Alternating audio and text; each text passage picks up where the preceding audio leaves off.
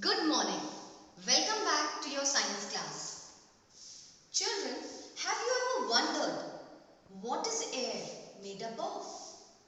So in today's class, we are going to identify the components of air.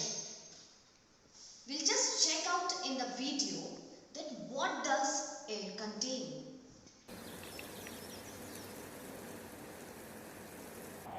Air. Air is very important for all living things. We cannot survive without air. Children, in this session, we will study more about air, which is invisible and has no smell, taste or color. So first, let us see what is air made up of. Children, air is a mixture of gases.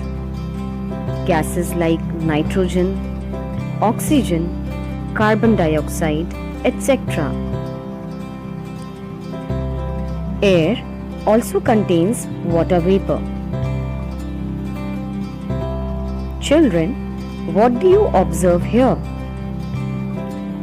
Yes, here the water is boiling. Children, when the water is heated, it changes into gas or steam.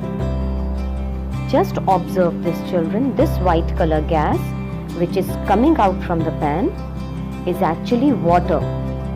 When the water is heated, it becomes gas. So this steam or gaseous form of water is called water vapor.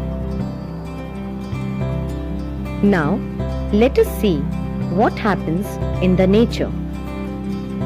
The heat of the sun warms the water present in the rivers, seas, ponds and oceans. When the water is heated, it turns into an invisible gas called water vapor. Water vapor rises up and mixes in the air. So air always contains water vapor. Air also contains smoke. The smoke coming out of vehicles like buses, cars or trucks also mixes with air. Even the smoke coming out of the chimneys of factories or bakeries also mixes in air. The smoke also comes out from fire, which goes up into the air and makes the air impure. Air also contains very tiny living organisms called germs. These germs can infect us and make us ill. Smoke, dust and germs are harmful to us, and we must try to keep the air free from these. Air also contains dust particles.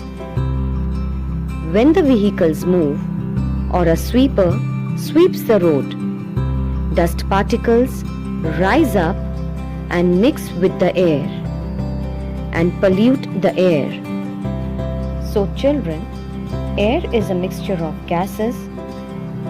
Air also contains water vapor, dust, smoke and germs.